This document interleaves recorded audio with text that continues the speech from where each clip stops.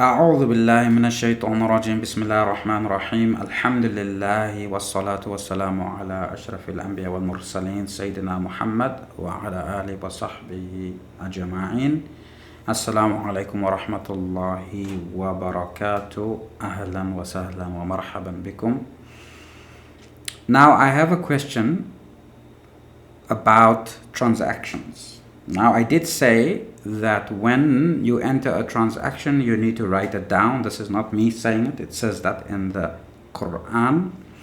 And you need to take two witnesses, male witnesses, upright believers, and commit it to writing.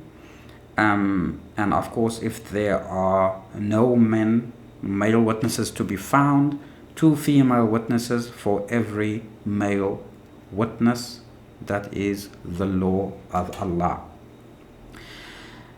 Now people say, look, can I charge interest? Okay, and I understand where the question is coming from. We should actually encourage private deals between the believers who engage with each other with honesty and in an upright manner, and do more private loans and private deals. But people are saying, look, how can I, for example, give a loan to another brother for 100,000, and this brother is only able to pay me back after 2 years, and clearly a 100,000 rand in 2 years may not be worth what 100,000 rand is today. So can I charge him interest? Now, the answer to that question is no.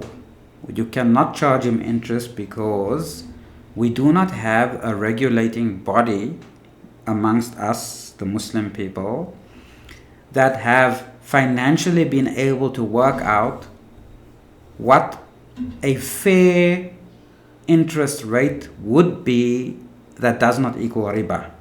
Okay? Meaning getting paid an increase on the wealth. We need a regulating body who can do that using the financial instruments we have available, but we don't have that. And so therefore, privately, no, you cannot charge interest. Now, I know people are going to push back on this because they're going to say, Astaghfirullah, interest is haram. How can I say that?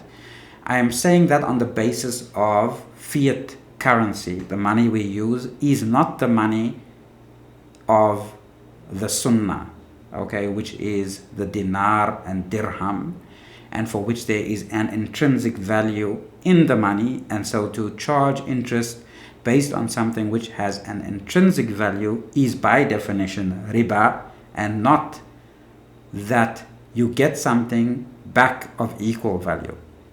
Okay, the deal is a raw deal if you are going to get something back of lesser value.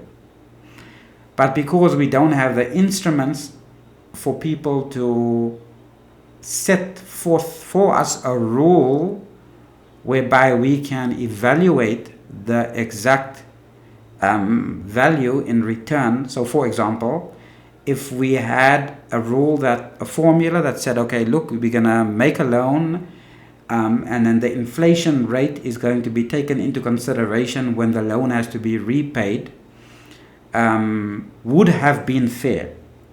But the problem is that in Islamic law, you cannot make a loan based on an uncertainty, meaning you can't demand a payment back that the person wouldn't have known up front when the loan was made.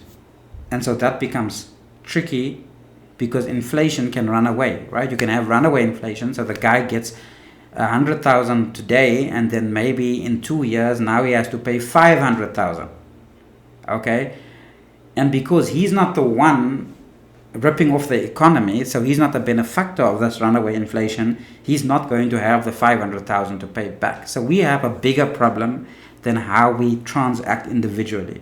Okay, the problem is we have a corrupt economy based on usury, and for us individually, our individual transactions are obviously affected. So of course this ties in with some of the narrations we read where the Prophet ﷺ tells us that there's going to be a time when nothing is going to be free from usury. Usury will touch everything. That's the time we live in. So what do? Okay, so here's my suggestion.